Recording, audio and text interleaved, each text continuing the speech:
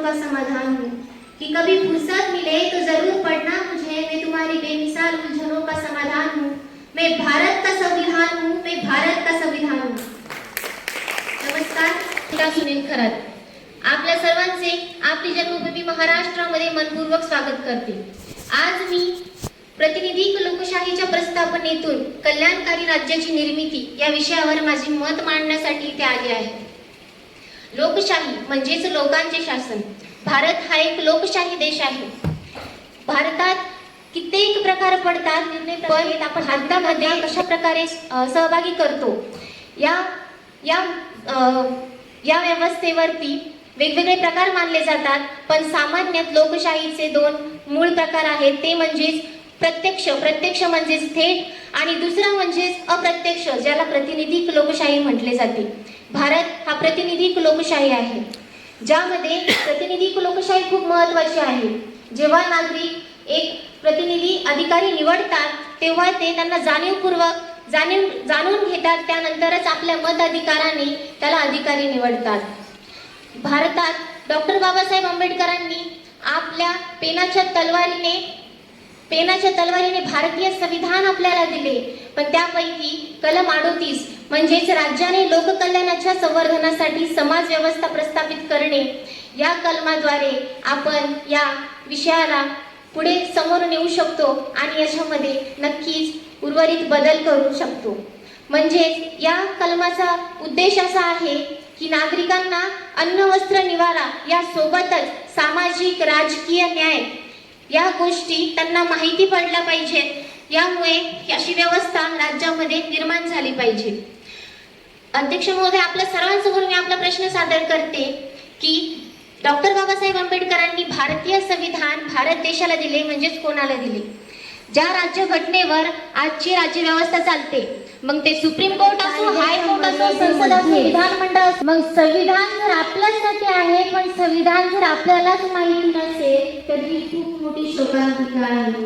आज कित्येक नागरिकांना मूलभूत अधिकार माहिती नाही। आज टीव्हीवर प्रत्येक मिनिट प्रत्येक तासाला राशी भविष्य दाखवले जाते, त्याऐवजी जर भारतीय संविधान दाखवून राशी भविष्य दाखवून आपण त्यांचं भविष्य सांगण्याऐवजी भारतीय संविधानातील मूलभूत अधिकार सांगून नागरिकांना त्यांचे वर्तमान नक्कीच सुधारू शकतो आणि यामुळे कल्याणकारी राज्याची निर्मिती नक्कीच उदयास येईल। अध्यक्ष महोदय, आपल्यासमोर माझा प्रश्न असा आहे, आपण अशा भारत देशामध्ये राहतो जिथे दिवसाच्या प्रत्येक 6 मिनिटाला एक बलात्कार होतो। एका दिवसामध्ये 72 ते 100 बलात्कार होतात। हेच कल्याणकारी राष्ट्र का? अध्यक्ष महोदय, आपण अशा भारत देशामध्ये राहतो जिथे शिक्षण हे ज्ञान वाढवण्यासाठी सेवा म्हणून नाही तर फक्त आणि फक्त व्यवसाय म्हणून केले जाते। अध्यक्ष महोदय, आपण अशा राष्ट्रामध्ये राहतो जिथे ज्या महाराष्ट्राला सर्वोत्कृष्ट कृषी राज्य म्हणून पुरस्कार देण्यात येतो, त्याची दुसरी बाजू अशी की त्याच महाराष्ट्रामध्ये एका दिवसात 6 शेतकरी आत्महत्या करतात।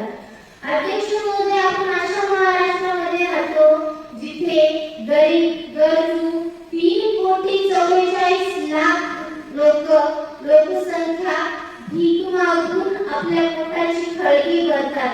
त्यापैकी कित्येक नाबालक विद्यार्थी ज्यांना शिक्षणापासून दूर ठेवलेले असते आणि आपल्या पोटासाठी मुठभर घास मिळवण्यासाठी ते भीक मागून आपले पोट भरतात। यालाच कल्याणकारी राष्ट्र म्हणता येईल का? अध्यक्ष महोदय, आपली लोकशाही वाढत आहे, म्हणजे सोशल मीडियावरती इंस्टाग्राम, फेसबुक, यूट्यूब अशा सोशल मीडियावरती आपली लोकशाही वाढत आहे। आपण कित्येक जणांना फॉलो करतो, अनेक क्रिकेटर, अनेक नेते, पण आपण आपल्या महामानवांना फॉलो करतो का? पण सोशल मीडियावर नाही तर आपल्या खऱ्या आयुष्यामध्ये। अध्यक्ष महोदय, माझे हे प्रश्न आपल्याला नक्कीच विचारात काढतील आणि आपल्याला मी असते ठाऊकाने माझे मत मांडू शकते, कारण भारतीय संविधानातील कलम 19 भाषण स्वातंत्र्य कलम 14 कायद्यापुढे सर्व नागरिक समान आहेत. कलम 15 धर्मवंश जात लिंग जन्मस्थान या कारणांवरून भेदभाव करण्यास मनाई. कलम 21 शिक्षणाचा हक्क.